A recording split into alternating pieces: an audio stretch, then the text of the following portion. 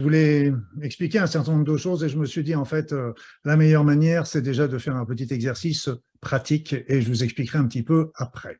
Donc, ces petits exercices se déroulent à deux personnes. Donc, si vous êtes à deux devant votre écran, c'est très simple. Si vous êtes seul, à ce moment-là, je vais vous proposer, on pourrait faire simple, c'est que toutes les femmes vont envoyer leur amour aux hommes qui regardent cette émission et pendant une trentaine de secondes. Et puis, au bout d'une trentaine de secondes, ce sera l'inverse. Ce seront ces messieurs qui enverront de l'amour à toutes ces femmes. Si vous êtes à deux, vous décidez tout simplement lequel des deux va commencer à envoyer de l'amour à l'autre pendant que l'autre se met en réception. Je vais vite, et puis au bout d'une trentaine de secondes, on inverse. On y va, mes amis. On va commencer par les femmes qui envoient de l'amour aux hommes et les hommes en réception.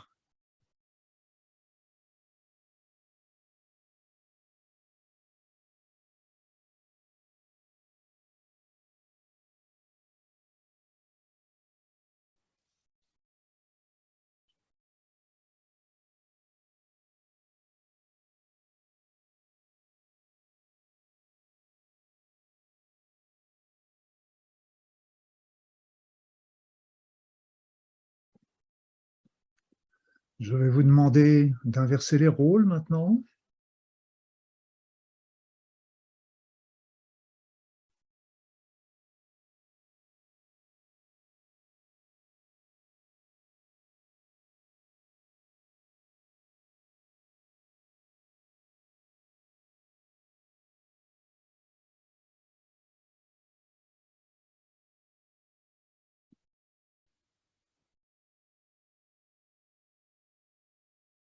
Voilà. Comme nous sommes pris par le temps, je suis obligé d'arrêter.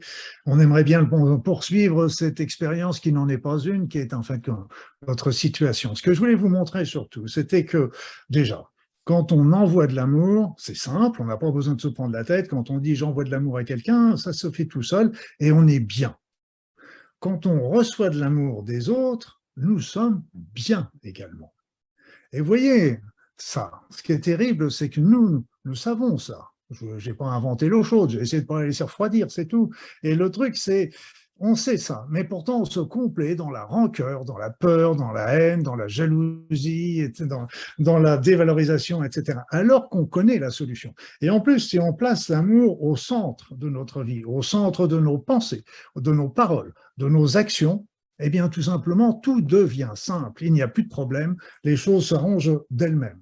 La paix arrive, l'intégrité, la compassion, la joie, l'équité, le partage, tout arrive en même temps parce que ce sont les fruits qui descendent de ça. Donc, tout simplement, et on a même des pour montrer que d'être dans l'amour, c'était bon pour la santé. Alors que peut-on refuser? Ça, c'est le côté déjà très intéressant sur le plan personnel.